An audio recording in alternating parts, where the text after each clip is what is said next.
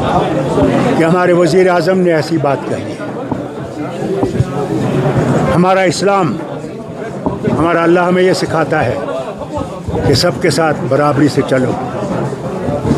कभी हमारे मज़हब ने ये नहीं कहा कि दूसरे मज़हब को बुरी तरह से देखो, बल्कि हर वक्त कहा कि दूसरे मज़हब की भी इज़्ज़त करो। जिस तरह तुम अपने दीन की इज़्ज़त करते हो, दूसरे दीन की भी इज़्ज़त करो। कभी ऐसा नहीं होगा वज़ीर आज़म कि मुसलमान कभी भी किसी माँ का, किसी बहन का मंगलसूत्र छीनेगा, वो मुसलमान नहीं है, वो कभी इस्लाम को समझता नहीं है।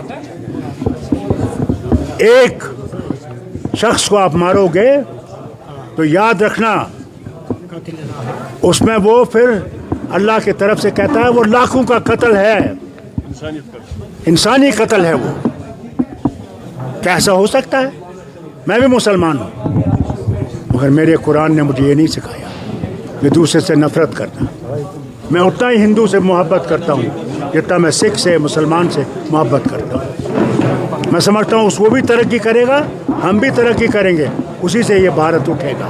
डॉक्टर साहब, अपने कश्मीरी तक जो लंबा स्पीच दिया, इसमें आपने एक बात छेड़ी है जिसका एक बहुत बड़ा वजन है कि हो सकता है इलेक्शन आखिरी इलेक्शन होगा। Will you elaborate in shape of what, in what context? See, the question is what is appearing before us, that they want one nation, one election. How can it be possible in 28 states which are so different?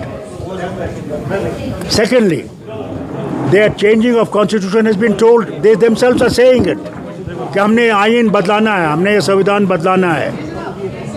ये एक ही दफ़ा election होगा और जिस तरह Putin साहब बैठे हुए हैं, इसी तरह ये भी अपने वज़ीर आज़म को बिठाना चाहेंगे, जो जब तक वो ज़िंदा हैं वो रहेंगे, दूसरा आएगा वो भी चलाएगा। नहीं तो मुझे ये बताइए, ये क्यों कह रहे हैं कि 2047 तक?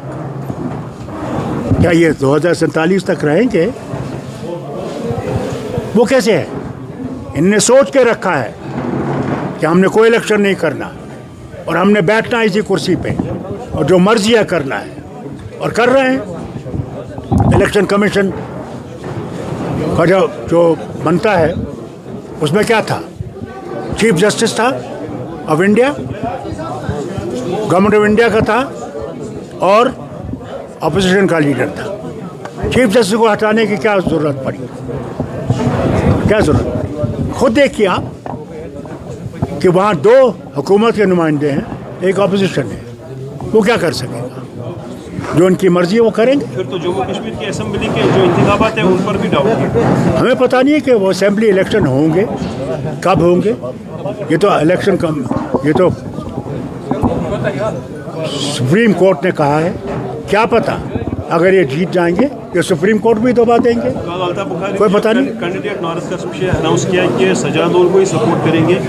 इससे पहले 2 दिन उमर साहब ने कहा था कि उनको किसी की सपोर्ट की जरूरत नहीं है, जबकि अल्ताफ बुखारी ने कहा। मुझे अफसोस इस बात का है, मुझे अफसोस इस बात का खत्म है, नए चेहरे आने चाहिए। मुझे अफसोस इस बात का है।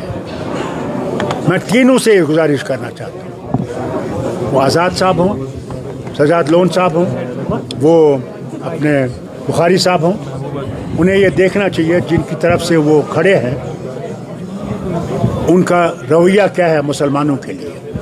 बस मैं इनसे यही कहना चाहता हूँ, जिन मुसलमानों को ये वरगला रहे हैं आज, क्या वो मुसलमान कल बचेंगे? अगर ये वापस आए, न सिर्फ जम्मू कश्मीर के, क्या हिंदुस्तान के मुसलमान की इज़्ज़त रहेगी या नहीं रहेगी? उनसे ये सवाल पूछिए। मुझे अफसोस है, अल्लाह इनको सही रास्ता दे। डॉक्टर साहब, इलेक्ट्रिसिटी क्राइसिस काफ़ी ज़्यादा चल रही है, उसमें metered and non metered as well, तो भी बिल्स काफ़ी ज़्यादा आ रही है, लेकिन इलेक्ट्रिसिटी क्राइसिस काफ़ी ज़्यादा है। We will go through many crises. If these people come, there will be far greater crisis than what you are facing today.